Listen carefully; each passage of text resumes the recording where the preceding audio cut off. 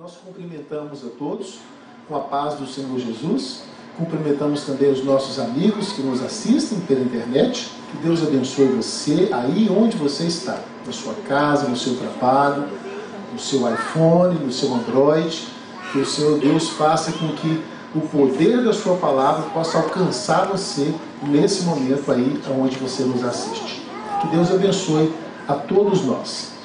Eu queria ter apresentado essa mensagem para vocês no sábado passado, porque a lição da semana passada falou sobre o profeta Jonas. E eu tenho assim uma quedinha muito forte por Jonas, pela experiência que Jonas vivenciou aqui no seu livro. Mas como no sábado passado eu não pude estar aqui, nós transferimos esse sermão para hoje. E eu quero convidar a todos que puderem, desejarem, para abrirem as suas Bíblias no livro do profeta Jonas.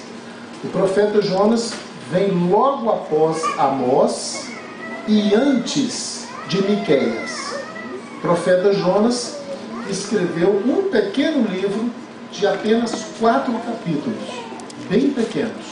Eu gostaria de fazer uma pequena reflexão com vocês em cima desse livro do profeta Jonas. Eu, desde que fiz a minha faculdade de teologia, há mais de 21 anos atrás, criei assim uma atenção muito forte para com a experiência de Jonas. Eu não vou dizer que eu gostei, porque eu não gostei, mas o meu espírito, assim, o meu coração, a minha mente, ficou assim profundamente tocada com essa experiência de Jonas. E eu tenho feito assim muitas reflexões sobre isso ao longo desses 21, 22 anos. E eu gostaria muito mesmo de compartilhar hoje, nesse momento, com vocês, um pouquinho dessas muitas preocupações que o Senhor tem colocado em meu coração sobre a experiência do profeta Jonas, que não foi uma boa experiência e que eu não recomendo que nenhum de vocês tenha uma experiência parecida com essa com Deus. Não recomendo. Mas, mesmo sem recomendar, é muito possível e é muito provável que tenhamos aqui amigos, né, não só presentes aqui, como nos assistindo também pelo web, que em algum momento da vida tenham vivenciado uma experiência com Deus, à base dessa experiência que Jonas teve com Deus. E nós hoje certamente vamos identificar todos os aspectos dessa experiência não muito boa que Jonas teve com Deus e tentar extrair delas algumas virtudes para a nossa vida cristã, para a nossa caminhada cristã. Bem, antes de mais nada, queremos dividir aqui com vocês, para nós compreendermos melhor, dividimos esse livro de Jonas em 4 partes, bem distintas, bem diferentes, bem separadas umas das outras, mas bem costuradas. São coisas diferentes, mas estão tramadas numa sequência cheia de lógica e cheia de razão. A primeira parte dessa história, desta experiência pontual que Jonas teve com Deus, aqui não está falando da experiência da vida de Jonas. O livro não é uma biografia de Jonas. O livro relata uma pequena experiência que Jonas teve com Deus num lapso de aproximadamente 50 dias. Em 50 dias apenas aconteceu toda essa experiência relatada no pequeno livro do profeta Jonas. O primeiro capítulo, como a primeira parte, nós poderíamos dar um nome, um título temático para esse primeiro capítulo. E o título poderia ser muito bem assim: Fugindo de Deus. Porque é aqui, no capítulo 1, que Jonas recebe uma missão de Deus que, como profeta, deveria ser executada. Mas ao contrário de todos os demais profetas, que também receberam missões divinas, Jonas decide não obedecer à ordem de Deus.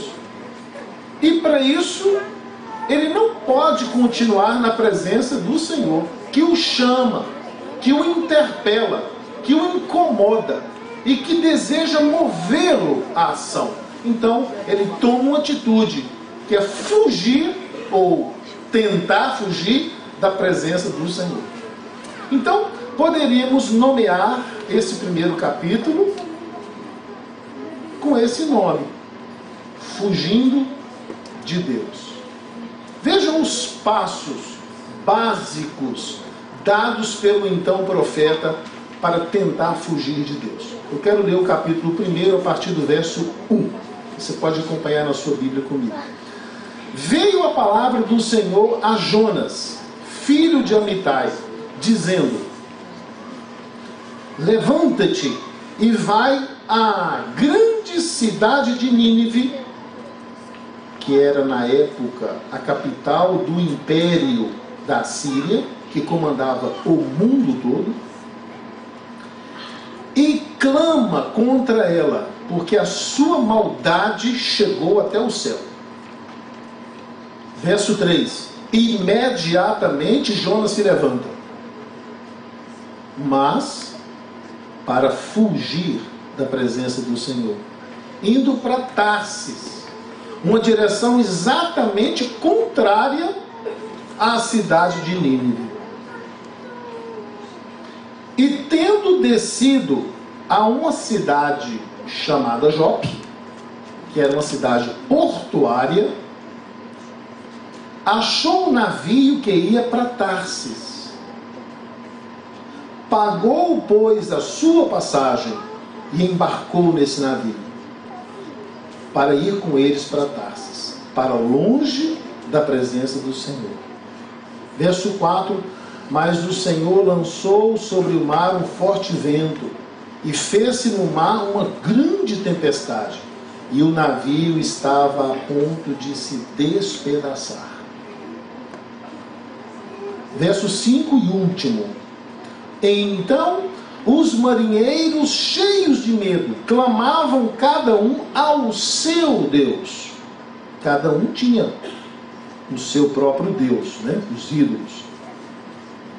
E clamavam a cada um o seu Deus, e lançavam ao mar os seus pertences, as suas cargas, para que o navio pudesse ficar mais leve e ter mais chance de não afundar, com o rápido e brusco movimento das ondas.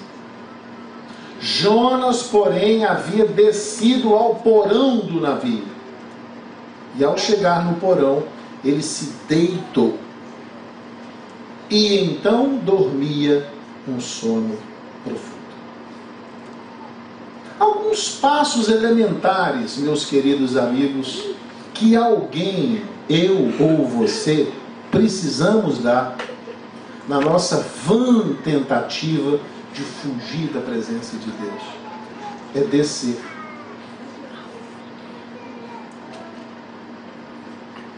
Se a nossa experiência com a vida é comparada na Bíblia como um caminho, o subir é caminhar em direção ao céu, enquanto o descer é caminhar em direção à perdição. Sempre que a Bíblia fala em subir, se refere a alguém que deseja uma experiência mais íntima com Deus. E sempre que a Bíblia fala em descer, ela se refere a alguém que busca uma experiência mais íntima com o mundo e com as futilidades do mundo, e mais distante do Senhor. Então, para fugir da presença de Deus, Jonas desceu do alto da montanha, onde estava a escola dos profetas, para o nível da cidade. Depois desceu para uma cidade à margem do mar. As cidades que ficam na beira do mar são mais baixas do que as cidades que ficam nas colinas. encontrou um navio e desceu para dentro do navio.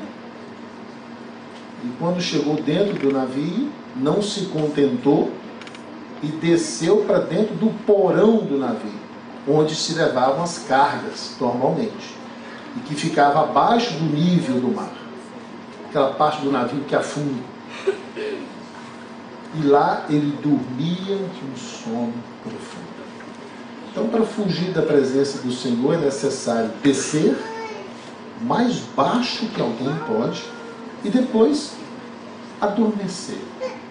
Mas um sono diferente, um sono profundo, porque todo mundo gritava, o navio sacudia para cima e para baixo, para a direita e para a esquerda, e ondas gigantescas passavam, umas por baixo do navio, outras por cima, de forma que o navio chacoalhava como um chocalhozinho na mão de um bebê assim. Todos os marinheiros estavam incomodados com a situação. Alguns imaginavam que o navio fosse afundar. As cargas preciosas, sacos de trigo, especiarias que haviam vindo da Índia, braceletes de prata e ouro, que os comerciantes transportavam para Tarsos para vender e ganhar dinheiro, as cargas preciosas começaram a ser lançadas no mar, com o intuito de aliviar o peso do navio. E cada um começou a clamar o seu Deus. Os deuses de barro, de prata, de ouro, de pedra, de madeira, cada um clamava o Deus a quem ele cria. Mas Jonas dormia um sono profundo. Sabe, amigos, essa atitude do profeta é uma das coisas que mais tem me incomodado aqui nesse pequeno livro. Como que pode um filho de Deus, um membro da igreja, e mais ainda, um pastor, ele era um profeta. Profeta é um sacerdote de Deus, é um ministro de Deus. Um homem que tem uma experiência íntima com Deus. Um profeta é alguém que tem a capacidade de ouvir aquilo que nenhuma pessoa comum tem condições de ouvir, que é a voz do Espírito de Deus. Que fala mansa e suave. E por isso, não pode ser ouvida por qualquer pessoa. Só aqueles homens que têm mais intimidade com Deus é que ouvem essa voz. No caso, o profeta. Agora, barulhos de tudo em quanto é lugar. Homens gritando. A madeira do navio se retorcendo. Imagine um navio com dezenas de toneladas de peso. A polpa subia, a proa baixava, uma onda virava de um lado, outra do outro, e o ringir da madeira. Tossia para um lado, torcia para o outro. Naquela época não tinham parafusos de aço para juntar as peças de madeira como hoje. As coisas eram assim, madeira era encaixada uma madeira na outra nos barcos. Então quando o navio torcia muito nas ondas, aquelas madeiras rangiam. Mas o profeta não teve capacidade de ouvir aqueles barulhos absurdos. Uma vez chegando a Salvador de navio, eu enfrentei uma tempestade no meio do mar.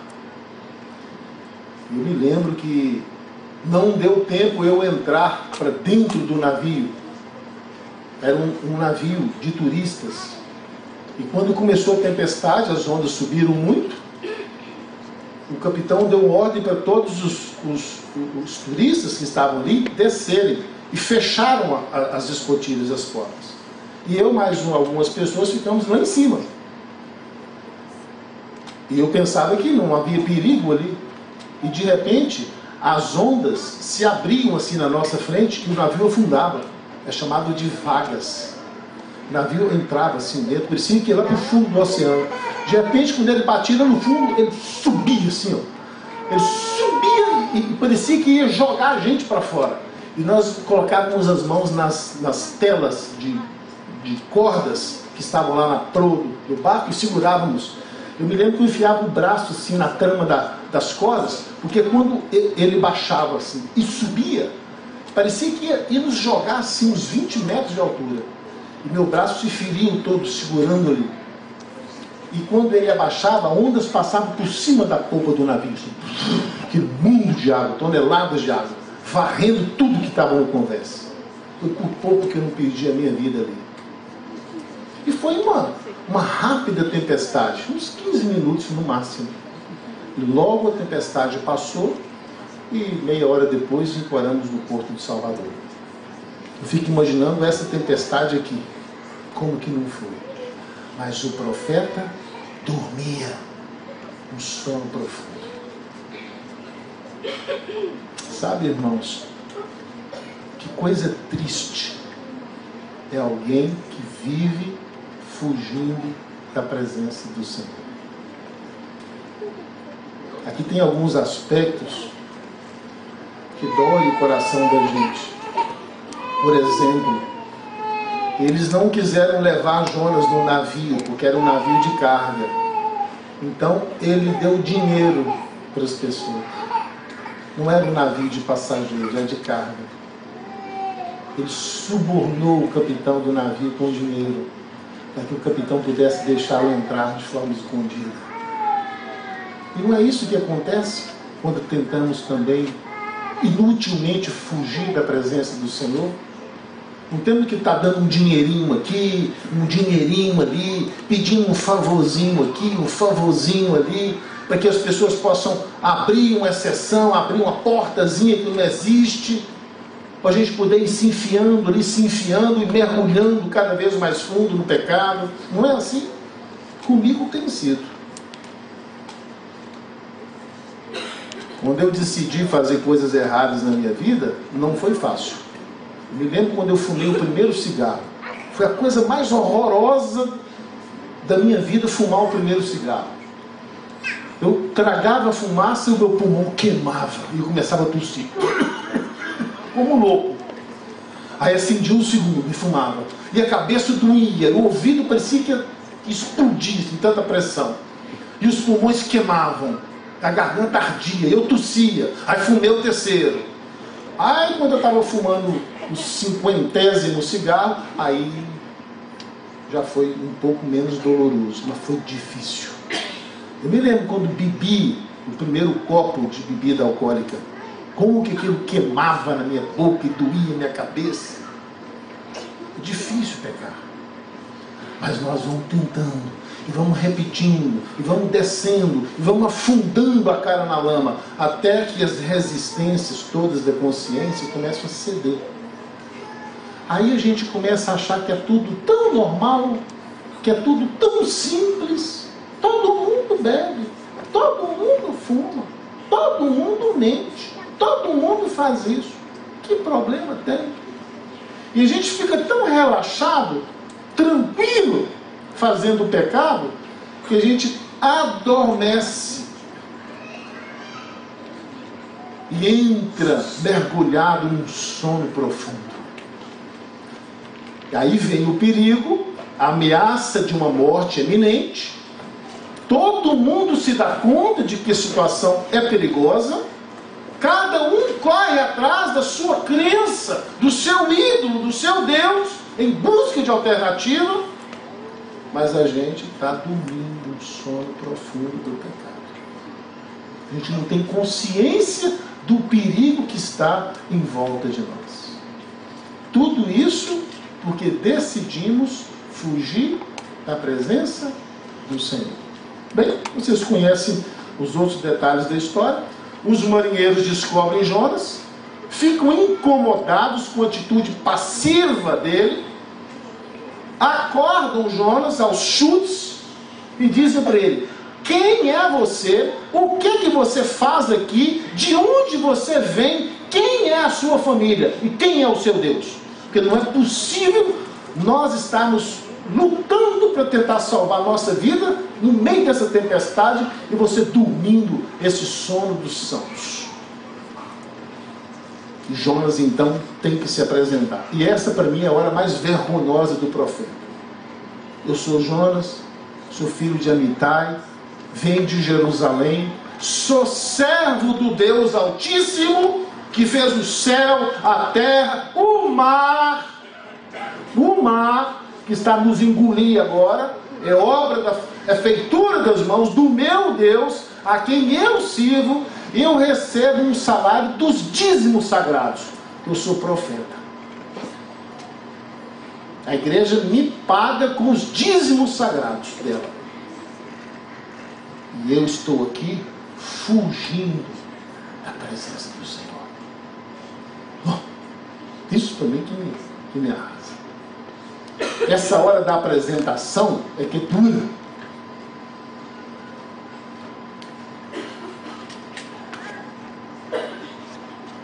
E os homens disseram, então invoca seu Deus, já que ele tem tanto poder, ele é que criou o mar, criou o vento, criou tudo, que o meu Deus não é tão... Meu Deus é o sol, ele não criou nada, ele só esquenta aí.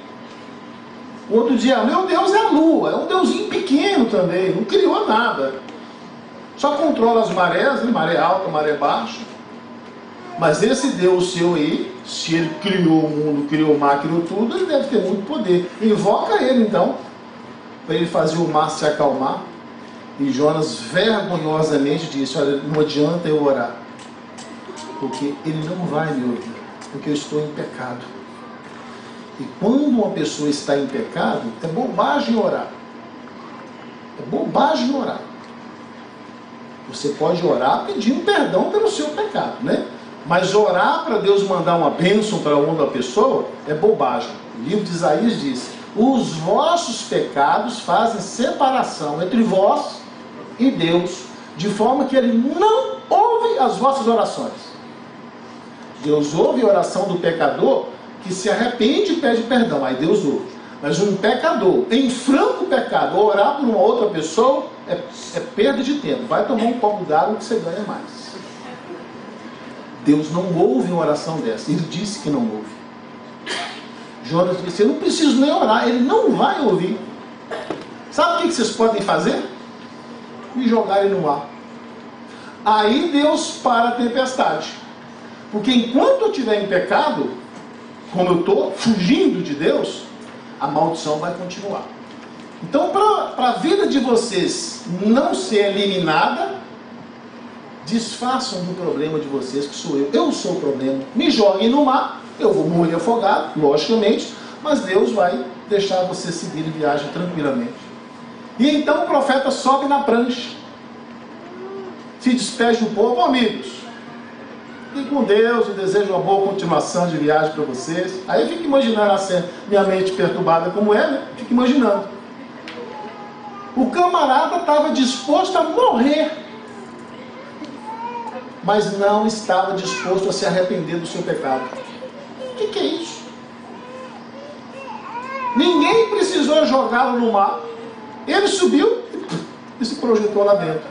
E a Bíblia diz que o pior de tudo aconteceu. Naquele momento, a tempestade passou imediatamente e veio uma bonança. Aquelas ondas de 8, 10 metros de altura, tempestivas e raivosas, se tornaram calmas como um lago, uma noite de verão. Eu imagino o que o povo do navio pensou. Realmente esse Deus dele é um Deus poderoso. Mesmo o camarada fracassado, apostatado, fugindo de Deus e metido no pecado, Deus poupou a nossa vida. Quer dizer, por causa dele, todos nós iremos morrer. Irmãos, que testemunho é esse de um servo do Senhor? O ímpio chegou à conclusão, que bom que nós jogamos ele no mar, porque senão todos nós morreríamos. Vejam que a culpa não era nossa, e nós somos ímpios, adoradores de ídolos.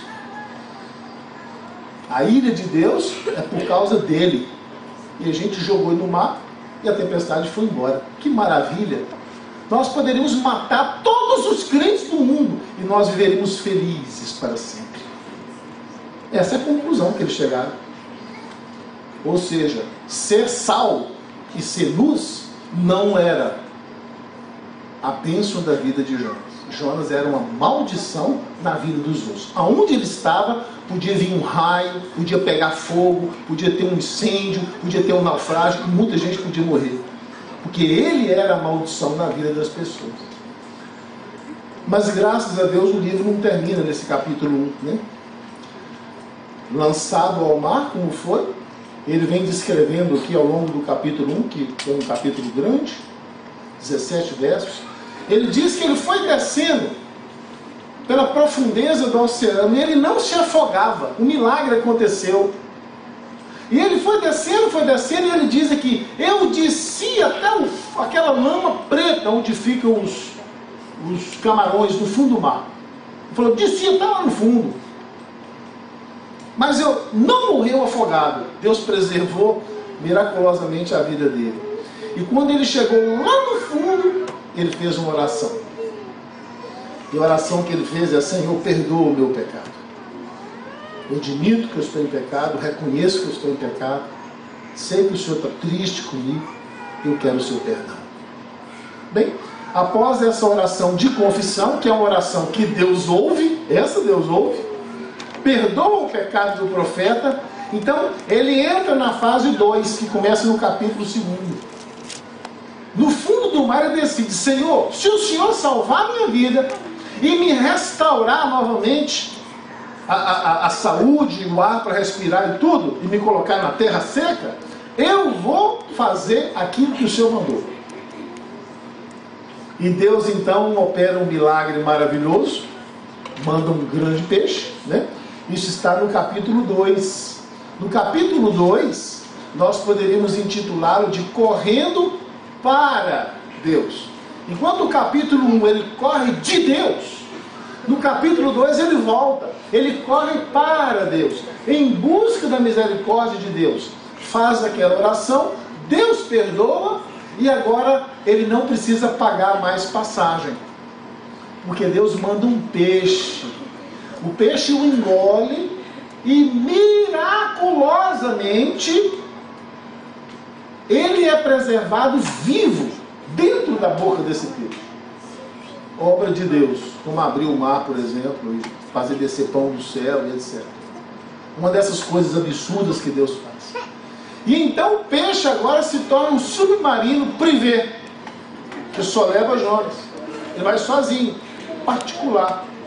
E o peixe vai navegando, fora das ondas, fora do mar revolto lá em cima, e vai, até chegar no porto da cidade de Nínive, para onde originalmente Deus o havia enviado. E essa viagem dura quantos dias? 3 dias, vejam, estavam muitas milhas de distância. E quando chega lá, o peixe então o vomitou na praia. Ele nadou mais uns 10 ou 20 metros, chegou na areia e começa então o capítulo 3. O capítulo 2 é essa volta, né? Em que ele ora, pede perdão, Deus manda o peixe vai levá-lo lá e tal. Então, no capítulo 3 começa a terceira sessão do livro. O terceiro ato dessa história teatral de Jonas, que nós poderíamos intitular como Correndo com Deus. Enquanto no capítulo 1 ele corre de Deus, e no capítulo 2 ele corre para Deus, agora no capítulo 3 ele dá as mãos a Deus, e os dois correm juntos, ele corre com Deus. E olha que coisa maravilhosa acontece quando Jonas começa a correr com Deus. Veio a palavra do Senhor segunda vez a Jonas. Capítulo 3, verso 1. Dispõe-te, Jonas, levanta-te e vai à grande cidade de Nínive e proclama contra ela a mensagem que eu te dou.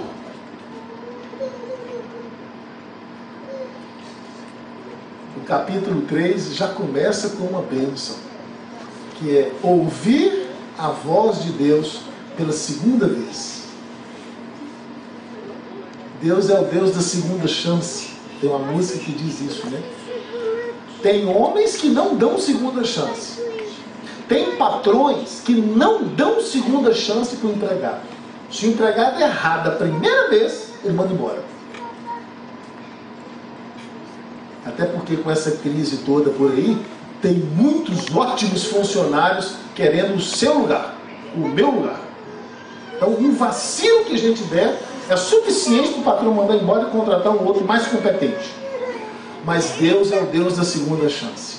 Ele espera, Ele é misericordioso, Ele dá uma oportunidade a mais. E mandou a mensagem para Jonas pela segunda vez.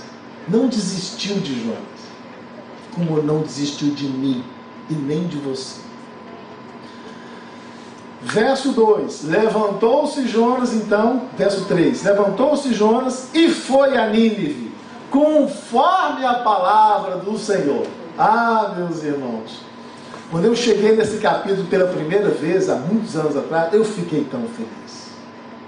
Falei, até que enfim, o camarada Fujão conserta a sua vida. Até que enfim parou de ficar fazendo coisa errada, parou de ficar tentando fugir da presença de Deus e foi fazer aquilo que era sua obrigação, que ele ganhava salários para isso. Jonas não tinha uma função gratuita, não, ele era profeta, ele e a família dele vivia do dinheiro sagrado. Então ele era um funcionário da igreja, um funcionário de Deus que recebia salário para isso. Então ele foi cumprir aquilo que era a sua obrigação. Não foi simplesmente um pedido de Deus, não. Foi uma determinação. Levanta-te e vá. Tempo verbal pelo imperativo.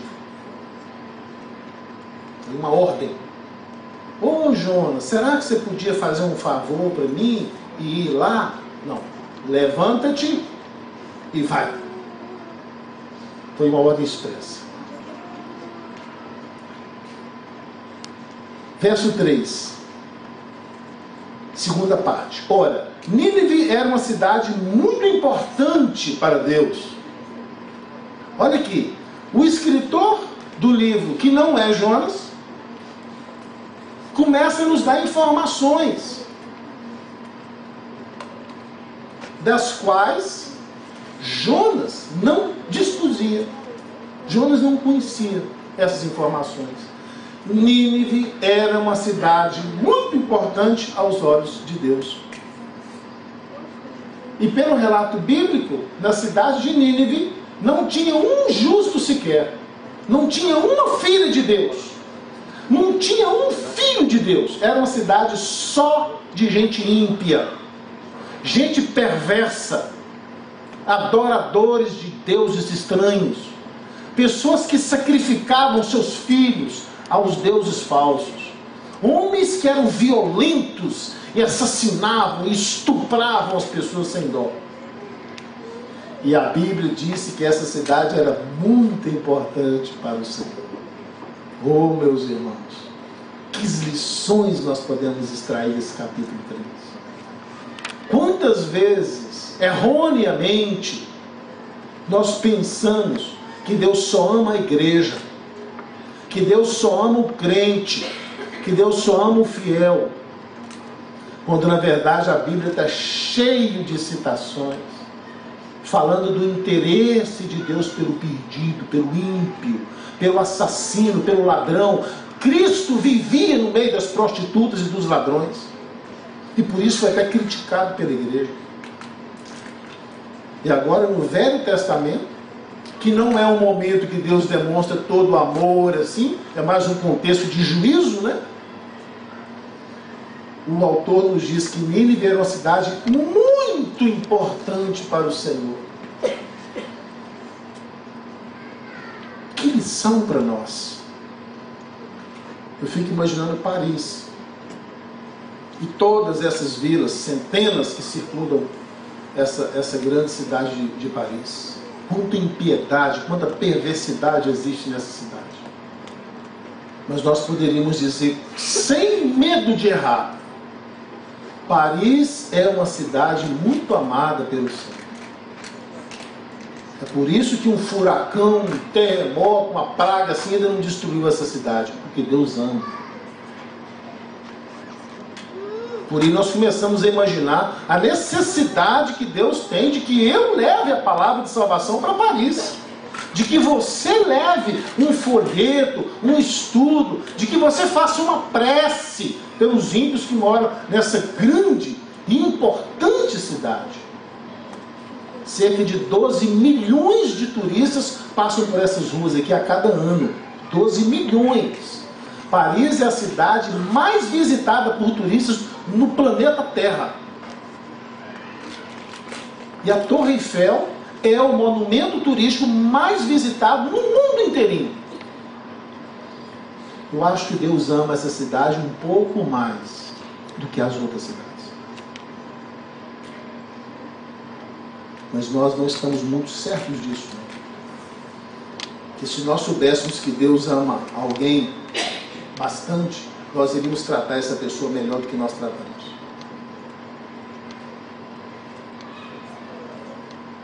Uma vez eu recebi um telefonema de um amigo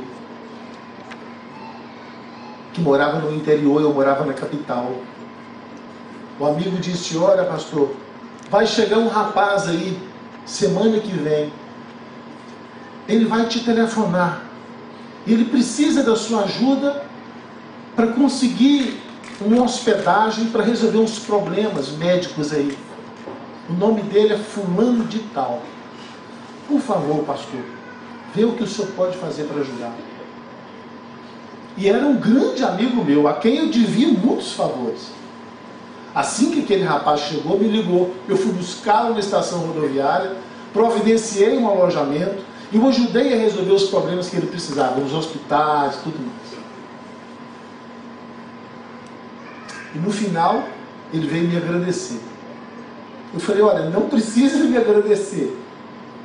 Agradeça o fulano de tal, lá da sua cidade, que é um amigo meu de muito tempo, a quem eu devo muitas obrigações. E ele me telefonou antes de você chegar e me pediu para te ajudar no que eu pudesse. Foi por isso que eu fiz tudo isso por você. Eu não te conheço, não sei quem você é, e provavelmente nunca mais vou te ver de novo. E realmente, nunca mais vi o rapaz outra vez. Mas eu fiz isso tudo porque o seu amigo me ligou e me recomendou você. Então agradeça a ele lá. Então, como eu fiquei sabendo que aquele desconhecido era importante para o meu amigo, eu o tratei com carinho e com atenção. E com confiança. Que eu não teria para nenhuma outra pessoa. Agora, eu não sei que Deus ama Paris desse jeito. Porque se eu soubesse, eu trataria os ímpios de Paris melhor. E quando a gente sabe que um grande amigo nosso tem um carinho por um desconhecido, a gente vai lá tratar o desconhecido com afeto. Por amor e respeito para com o grande amigo que a gente tem. Bem, não podemos ficar parados no capítulo 3 o tempo todo. O capítulo 3 vai acabar. Mas antes de acabar, coisas maravilhosas acontecem. Por exemplo, Jonas decide obedecer a ordem de Deus, mas ele decide obedecer a uma ordem estrita. E a ordem de Deus foi: clame contra essa grande cidade e diga para ela que dentro de 40 dias vou mandar fogo do céu e consumir a impiedade toda, e matar todo mundo. E Jonas entendeu a mensagem. Ele era um pregador, ele era um pastor, mas ele decidiu pregar somente a palavra que Deus mandou. Ele poderia muito bem trazer uma mensagem de esperança para o povo. Ele poderia chamar o povo para um arrependimento, como João Batista. Arrependei-vos e convertei-vos, porque está chegando aí o juízo de Deus. Mas não, a mensagem que ele decidiu pregar é: daqui a 40 dias o fogo vai cair. Terminou o seu expediente e foi dormir. No outro dia acordou de manhã, tomou o seu lanche, vestiu a sua roupa e saiu pelas cidades. Atenção, moradores de Nínive, daqui a 39 dias desce fogo do céu e mata todo mundo. Terminou seu expediente lá para as 2h30 da tarde, eu imagino, porque essa mente ímpia imagina coisa ruim, né? 2 horas da tarde ele olhou e falou: bem, acabei minha jornada de trabalho já, vou para casa descansar. Acordou no outro dia: atenção, moradores de Nínive, dentro de 38 dias desce o fogo e queima todo mundo. Outro dia: atenção, moradores de Nínive, dentro de 37 dias, está chegando. O fogo está chegando. E assim ele foi na sua marcha fúnebre. Que isso para mim não é conferência evangelística. Conferência evangelística, você fala dos problemas, mas você mostra logo a solução para o povo. Né? Você tem que falar da graça, senão não é conferência, não é boas novas. O que ele fez não foi uma conferência, foi uma marcha funeral em 40 etapas. Olha, dentro de uma semana vai cair o fogo. E não pense vocês que é foguinho pequeno não, hein? Porque Deus disse que é fogo grande. E vai reduzir a pó essa cidade toda aqui. Ó. Como Sodoma e Gomorra e companhia limitada. Não vai ficar nem pedra aqui que em pé. Vai virar tudo pó. O fogo de Deus é fogo forte. E assim foi a sua marcha durante os 40 dias. Mas ele estava marchando com quem? Ele estava com Deus, irmãos. E quando você está marchando com Deus, não interessa o que você diz, não interessa o que você faz, não interessa o que você fala com o próximo. Se você tem junto com você o Espírito de Deus, milagres acontecem. Como aquele irmão que foi surpreendido num dia que o pastor não veio à igreja. Por um motivo qualquer o pastor faltou, não pôde vir. O primeiro ancião também não estava presente. E aquele irmão, como um dos diáconos da igreja, se viu obrigado a pregar, sem ter se preparado, sem nada. Ele passou a mão na Bíblia e falou: Jesus, tem misericórdia de mim, a igreja está cheia, é uma quarta-feira. O pastor não veio, o ancião não está aí, eu tenho que pregar. Não tem ninguém aqui além de mim para pregar. Eu nunca preguei, eu não sei pregar. Eu tenho misericórdia de mim. A mensagem que o senhor me der aqui, eu não vou pregar porque eu não sei, eu vou ler. E a sua palavra vai fazer a obra. Abre o capítulo 5 de Gênesis, que é genealogia. E Adão gerou Sicrano. Sicrano viveu tantos anos e gerou Beltrano. E depois que gerou Beltrano, viveu mais tantos anos e morreu. E Beltrano viveu tantos anos e gerou Fulano. E depois gerou Fulano, viveu mais tantos anos e morreu. E assim foi até o final. Ele lia aquilo e tremia. Meu Deus, que mensagem é essa?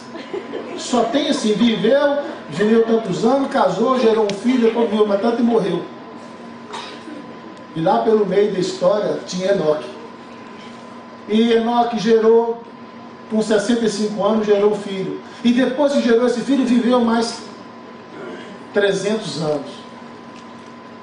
E não morreu, porque foi levado para o céu pelo Senhor.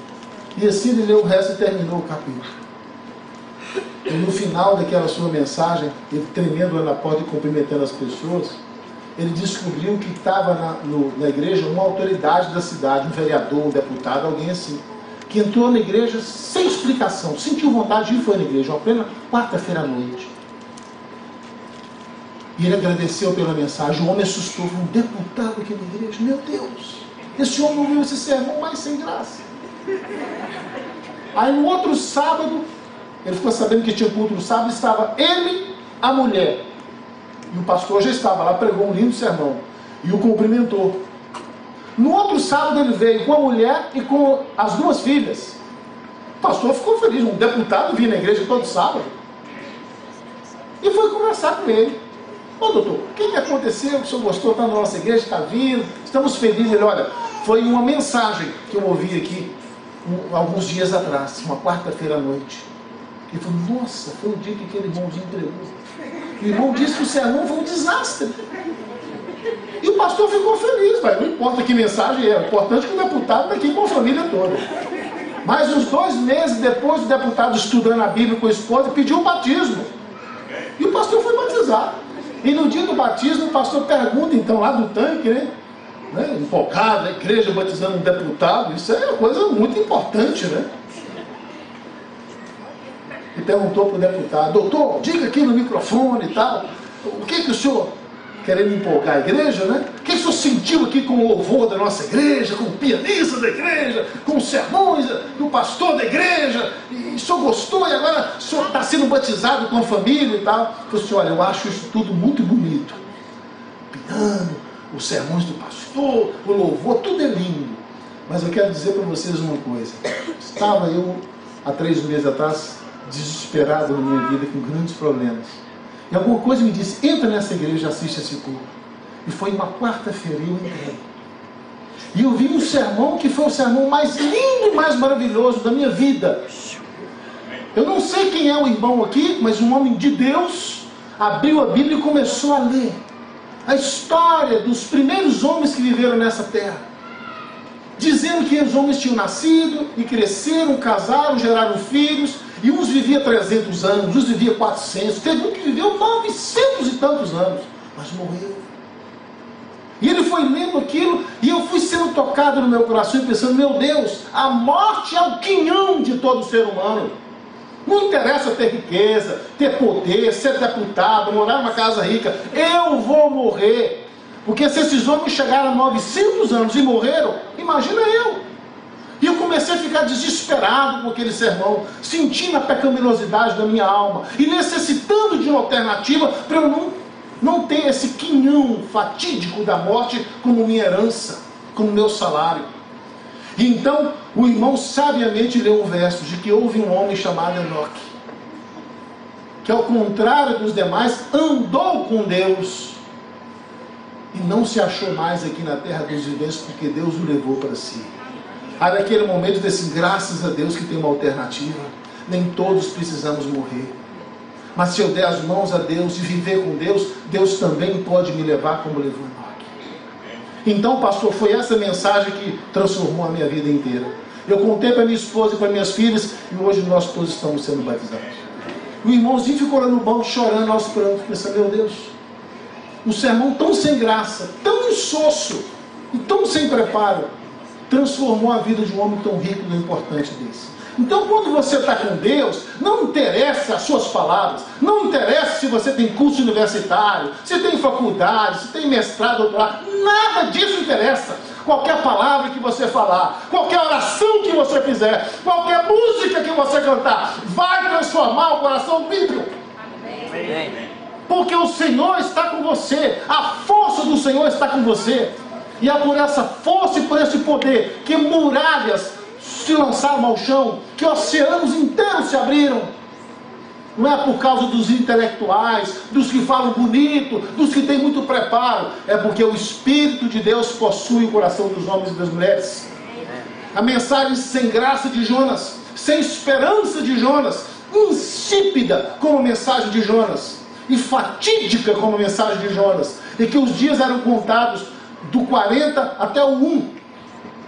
Eu imagino quando chegou o último dia, como que deve ter sido aquele sermão de Jonas. Olha, meus amigos, vocês se lembram que eu falei com vocês, não é? Há quase 6 semanas eu estou falando isso aqui. Hoje eu falo pela última vez, porque amanhã, antes que o sol nasça, descerá chamas de fogo do céu com enxofre, e destruirá essa opulenta e ímpia cidade. E esta é a última mensagem que eu prego. E a Bíblia diz que quando ele terminou essa mensagem, ele subiu para um monte mais alto que tinha perto da cidade, e ficou lá, esperando a labareda descer. Mas sabe o que aconteceu, meus irmãos? Quando ele começou a pregar, no primeiro dia, a Bíblia diz que as pessoas ouviam aquela mensagem e começaram a se converter. A mensagem não falava de salvação, não falava de esperança, não falava de nada, só falava do juízo iminente. Mas as pessoas começaram a se converter, porque Jonas caminhava com Deus, e tudo que ele fazia tinha a unção de Deus. E a Bíblia diz que o povo começou a se converter, e aquela mensagem de advertência chegou ao rei, que era o mais ímpio de todos, o mais perverso e imoral de todos, e o rei se converteu com aquela mensagem. E o rei chamou os deputados, os legisladores da sua cidade, porque Nínive era uma cidade império, ela era sede do mundo inteiro, estava ali representando os políticos do mundo todo. E o rei chama esses representantes todos em assembleia, toma um voto e promulga uma lei. Sabe que lei é? A partir de hoje ninguém come nessa cidade, ninguém bebe nessa cidade, ninguém conta piadinha imoral nessa cidade, ninguém vai se prostituir nessa cidade, ninguém fuma nessa cidade. E nós vamos rasgar nossas roupas, e vamos jogar cinza na nossa cabeça, e vamos nos ajoelhar, e vamos clamar o Deus de Jonas, porque quem sabe, esse Deus grande e poderoso como é, não vê a nossa humilhação e não se arrepende e não poupa a nossa vida. Irmãos do céu, o que é isso? A mensagem não foi a pregação de Jonas. A mensagem foi a ação do Espírito Santo no coração dos ímpios. Porque a conclusão do rei é: vamos nos humilhar, vamos proclamar um jejum. E o rei disse: cachorro não come nada nessa cidade, os bois não vão comer nada, os cabritos vão jejuar, todos os animais vão jejuar, e nós vamos ficar sem comer nada até Deus se manifestar. E quem sabe Ele não tem misericórdia de nós e não nos perdoe. Quem sabe? Ou seja, ninguém sabia, porque Jonas não disse da misericórdia de Deus, Jonas não disse que Deus pode salvar, só disse que mandava o juízo. E então, meus irmãos, com essa nota tônica em baixa, com esse acorde diminuto, nós entramos no 4º capítulo e último, e a história termina no 4º capítulo. Só relembrando, 1º capítulo ele foge de Deus, 2º capítulo ele corre para Deus, 3º capítulo corre com Deus, e mesmo pregando um sermãozinho de nada, a Bíblia diz que a cidade inteira se converteu, abandonaram os ídolos, fecharam as casas de prostituição, entornaram as bebidas alcoólicas no chão, quebraram as garrafas, proclamaram jejum, fizeram leis regulamentando a moralidade, a dignidade das pessoas. Ninguém pode se deitar com a mulher do outro, ninguém aqui pode ser violento com o outro mais, ninguém aqui pode falar mal da vida do outro mais. Leis federais, porque do jeito que nós estamos fazendo na nossa cidade aqui, Deus vai nos destruir. Vamos mudar de vida, vamos nos converter, conversão total, e aguardar a decisão do Senhor. E Jonas termina seu sermão, passa os 40 dias, ele sobe na montanha. E nós entramos no capítulo 4 e última parte da história, que nós podemos muito bem chamar de correndo na frente de Deus. Imagina a cena: correr de Deus, correr para Deus, correr com Deus, agora passar na frente de Deus e correr na frente sozinho. Como se dissesse assim: Senhor, eu vou na frente dando as diretrizes, e o Senhor vem atrás, abrindo as portas. Eu tomo as decisões e o Senhor vai mandando a bênção aí atrás. Mas quem dirige a história agora sou eu. Quem determina o final da história sou eu, não é mais o Senhor. O Senhor determinou o início, agora eu determino o fim. E Jonas chegou, esperou os 40 dias terminarem e não veio fogo. E ninguém na cidade morreu. E Deus perdoou a cidade inteira, porque a cidade toda se converteu. E Jonas lá de cima da montanha, vendo a cidade inteira convertida, poderia muito bem ficar feliz, porque nunca, jamais um pastor pregou para uma cidade inteira e todos na cidade se converteram assim. Mas ao contrário, Jonas fica irado, ele fica com ódio de Deus. E ele faz uma oração aqui para arrebentar com Deus.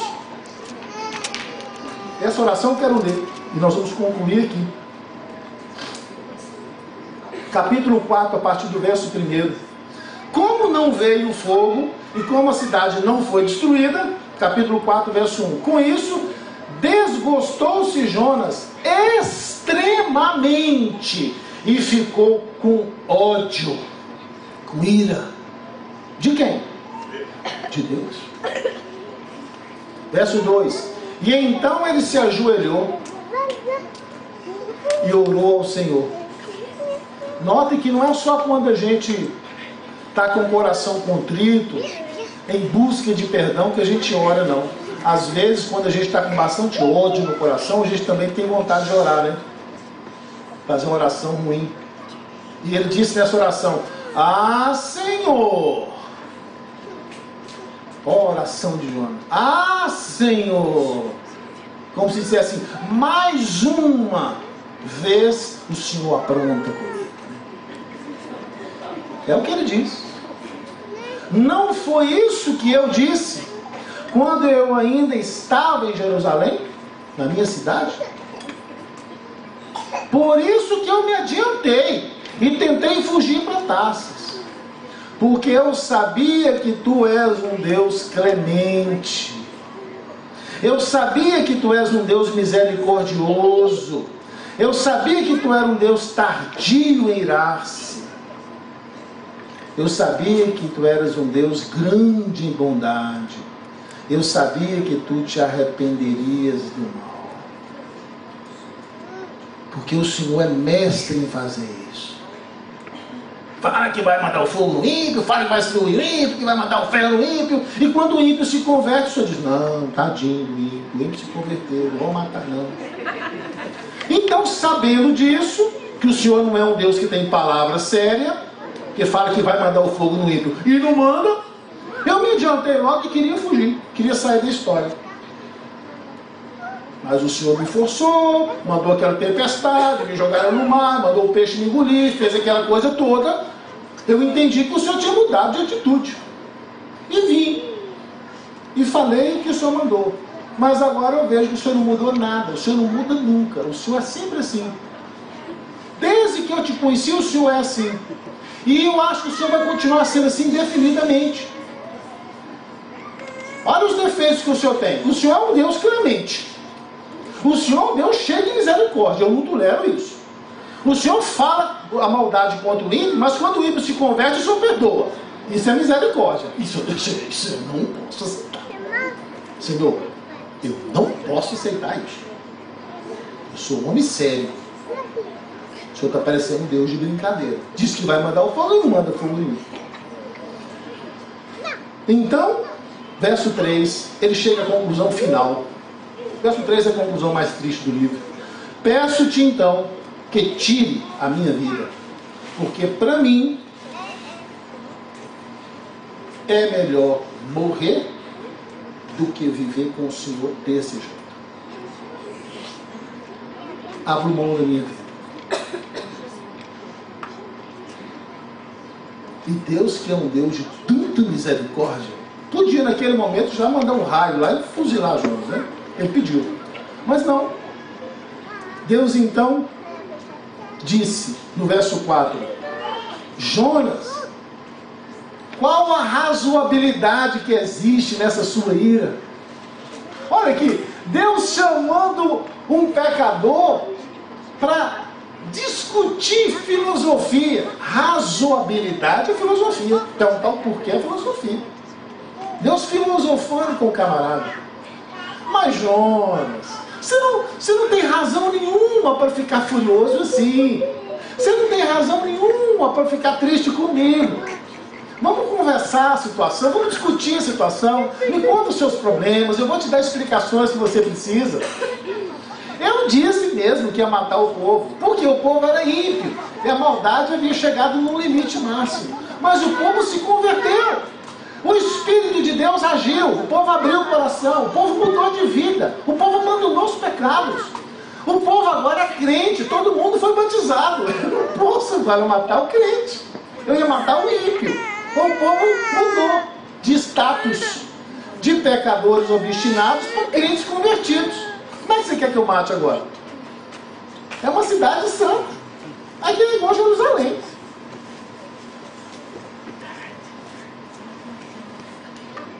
Jonas vira as costas para Deus, verso 5, fecha a cara e sai da cidade. E assentou-se no oriente da cidade, alguns quilômetros de distância. E ali fez uma ramada assim, uma cabaninha, e deitou ali, para ver o fogo cair sobre a cidade. Porque ele não aceitou as explicações de Deus e exigiu que o fogo fosse enviado. Falou, vou ficar aqui até o fogo cair. Deus então fez uma brincadeira com Jonas. Ele era careca e o sol estava muito quente. E o sol batia na cabeça dele e incomodava muito. Então Deus, numa noite só, fez nascer uma planta com folhas largas. E quando o Jonas acordou, deu sombra, uma sombra gostosa. Ele ficou todo feliz. Ele nem procurou saber como que aquela planta nasceu de um dia para o outro. Apenas usufruiu o benefício da planta e gostou. No outro dia, Deus mandou um verme, e o verme comeu a raiz da planta, e a planta secou. Ele já acordou lá pelas 9, com o sol alto, já queimando a cabeça dele. E ele irado. Por que que eu destruí essa planta? Essa planta era tão boa, ela dava uma sombra tão boa para mim. O Senhor é um Deus que não ama a ecologia, destrói as plantações. Se fosse na época lá da França, no século XXI, o Ibama lá da França ia mandar uma multa, porque o Senhor cortou uma árvore. E Deus então falou assim: ô Jonas, você tem tanta preocupação assim com a planta que não te custou nada. Ontem ela não existia. Ela nasceu numa noite e na outra noite morreu. E você criou uma afetividade tão grande com a planta, a ponto de me chamar a atenção porque eu a destruí. Deixa eu te contar uma coisa. Nessa cidade aí, tem mais de 120 mil pessoas que não sabem a diferença entre a mão direita e a mão esquerda. Eles foram servos de Satanás há 400 anos. Nasceram filhos de pais pecadores, obstinados. Há 10 gerações eles cometem iniquidade. Nunca aceitaram a palavra de advertência de ninguém. E agora, com a sua mensagem, a cidade inteira se converte, até o rei. E todos resolvem se tornar cristãos e crentes. E você acha que eu não vou ter compaixão dessa cidade? A semelhança da compaixão que você teve dessa planta que não te custou nada. Imagina, Jonas, eu que criei essas pessoas, eu que chamei essas pessoas à existência, é eu que dou fertilidade à terra para alimentar essas pessoas há centenas de anos. E você acha que eu não vou ter carinho e afeto e amor por elas?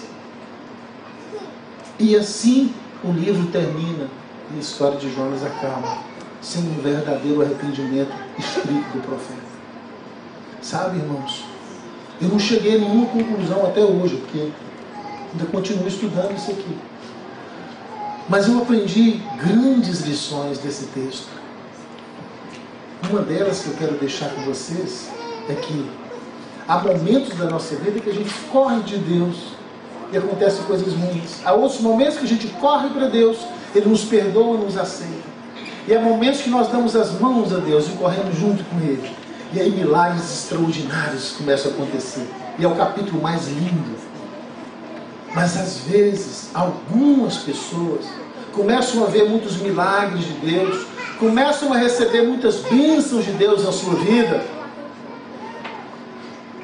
E aí começam a pensar que elas são muito boas, muito justas e muito importantes para Deus, mais do que as outras. E aí começam a dar um passo na frente de Deus. E em vez de seguirem a Deus, querem ir na frente, e esperando que Deus possa seguir os seus passos. E aí quando elas querem que algum juízo venha sobre a vida de alguém, e Deus não manda esse juízo, elas começam a ficar revoltadas com Deus. E começam a esfriar o seu temor missionário. Começam a esfriar suas relações com o Senhor. E começam a pensar assim: é melhor sair da igreja. É melhor abandonar a fé. Porque eu não consigo viver no meio da igreja dessa. Que tem um Deus como esse. Que não castiga o ímpio. Que não bate o machado logo na cabeça daquele que é pecador e que está fazendo coisa errada. Deus fica tolerando. E eu não posso com isso. Deus tem muita misericórdia, eu não posso com isso. Deus fala que vai mandar maldição para o pecador e não manda. E eu não tolero isso. Eu queria um Deus assim mais sério. E por Deus não ir atrás dele, assinando os cheques que ele está preenchendo, ele prefere abandonar tudo e sair de cena. Eu gostaria de convidar a Valma, que preparou uma música para cantar nesse momento que nós encerramos aqui. Eu gostaria de fazer um apelo ao meu coração e ao seu também, para que nós possamos, no fórum íntimo da nossa consciência, refletirmos um pouquinho sobre a verdadeira história de Jonas, analisarmos um pouquinho como vai a nossa vida espiritual. Que etapa da vida nós estamos vivendo agora? correndo de Deus? Correndo em busca do perdão de Deus? Correndo com Deus e fazendo o trabalho que o Senhor pediu e vendo os milagres maravilhosos acontecerem? Ou será que nós estamos querendo dar um passo à frente de Deus e determinar como é que Deus deve agir? A história de Jonas termina com duas notícias. A primeira é que uma cidade ímpia, capital do mundo inteiro, se converte. A segunda notícia é que um profeta de Deus se perde, que não aceita a misericórdia e a graça perdoadora de Deus. E não temos nenhum registro na Bíblia dizendo que ele se perdeu, mas não temos nenhum registro na Bíblia dizendo que ele se salvou. E quando olhamos a galeria de fé dos homens e mulheres de Deus em Hebreus capítulo 11, o nome de Jonas não aparece como homem salvo. Apenas Jesus cita Jonas, quando fala: essa geração ímpia e perversa pede de mim um sinal, pois o sinal que eu vou dar para vocês é aquele lá de Jonas, que pregou aquela mensagem sem nenhuma convicção, fedendo peixe, porque peixe fede. Imagina se ficar 3 dias dentro da barriga de um peixe. Eu imagino as pessoas perguntando para Jonas: por que você está fedendo peixe assim? Ah, porque eu fiquei 3 dias dentro da barriga de um peixe. Ah, mas por quê? Ah, porque eu estava fugindo de Deus. Vai ser fugir de Deus? É, porque tem umas coisas que Deus faz que eu não concordo. Isso lançava descrédito sobre a mensagem de Deus que ele pregava. O seu cheiro de peixe era o maior atestado do seu fracasso espiritual. Mas ainda assim ele pregou sua mensagem sem sal, sem luz e sem esperança de salvação. E esse foi o sinal que Deus disse que daria para os ímpios daquela cidade. Estão pedindo um sinal? Olha o sinal que eu vou dar para vocês, é o de Jonas. É aquilo ali. Nenhum outro milagre eu vou fazer para essa geração ímpia e corrupta. Foi assim que Deus tratou o caso de Jonas. Se houver entre nós alguém que sente que na sua experiência espiritual precisa dar um passinho atrás, precisa reconsiderar a graça salvadora de Deus, precisa entender que o amor do Senhor é infinito, e Ele ama o ímpio, Ele ama o pecador e quer salvar o pecador. Mas Ele não deixa de amar você, que é o justo. Ele ama você também. Mas como o pai do filho pródigo, Ele ama mais o que estava perdido do que o que ficou em casa obedecendo. Deus é assim. Ele ama um pouco mais o que está longe, até que Ele venha. Ele ama um pouco mais o que está perdido, até que Ele se encontre. Ele ama um pouco mais o que está morto, até que Ele volte a viver. Mas isso não pode incomodar você, que é obediente e que é fiel. Porque a graça do Senhor é assim. Se eu estou falando para alguém que quer hoje tomar uma decisão assim, dizer: Senhor, se em algum momento da minha vida eu dei um passo adiante de Ti, se em algum momento da vida eu questionei a Sua atitude para com o ímpio, pensando que eu deveria receber mais atenção do que o ímpio, que o Senhor me perdoe. Eu não quero ser como Jonas.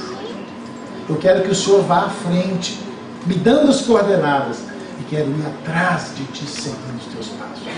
Se houver aqui alguém assim, eu gostaria de, enquanto essa música estiver sendo cantada, que você se levantasse e viesse aqui à frente. E eu quero ir na frente, sabe por quê? Porque eu já fiz muito isso. Eu já quis dar ordens para Deus. Mas eu não dou nunca mais. Jonas tem me ensinado muita coisa. Eu quero que o Senhor vá à frente e me condene a seguir os seus passos. Quando perdoaste os meus pecados, tudo começou.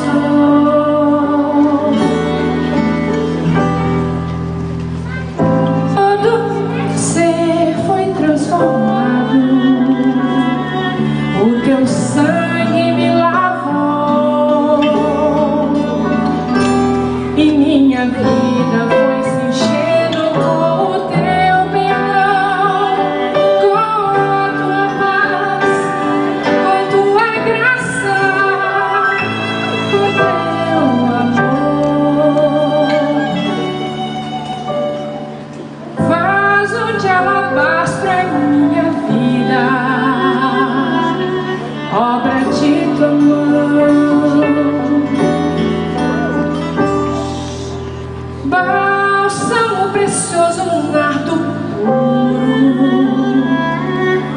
tua essência, tua unção.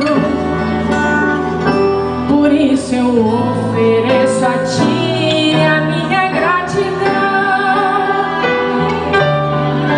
Não, inteiramente aqui estou.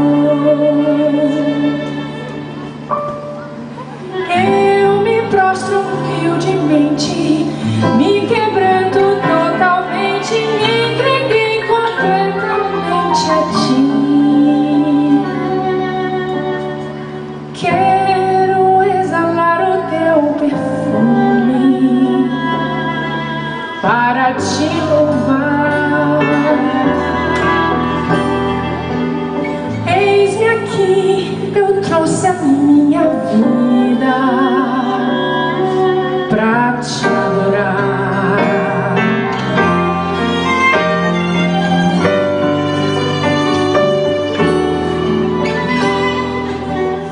Eu me prostro humildemente, me quebrando totalmente, me entreguei completamente a ti. Quero exalar o teu perfume para te louvar.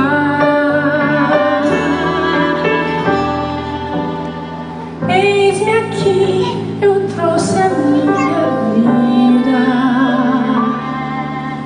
pra te adorar.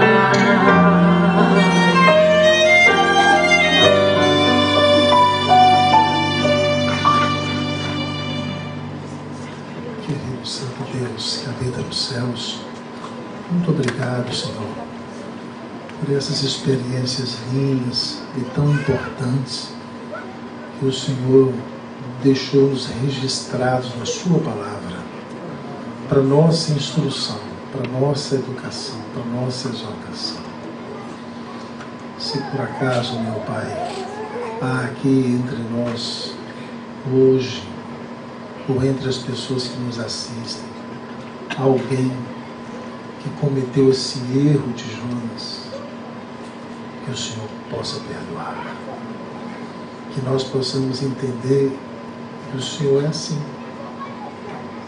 misericordioso, bondoso, compassivo, Deus clemente, príncipe da paz, e que o Senhor se arrepende de executar o mal quando o ímpio se converte. Porque para o Senhor, o ímpio é muito importante. Que nós possamos, meu Deus, aceitar essa sua atitude de misericórdia e de amor para com os que erram, para com os viciados, para com os adúlteros, para com os pecadores obstinados. Porque o Senhor, o Pai, é amoroso, e o Senhor é assim. Nos ajude a compreendermos e aceitarmos essa sua misericórdia, em nome de Jesus. Amém. Deus abençoe, meus irmãos, e cada um de nós, em nome de Jesus.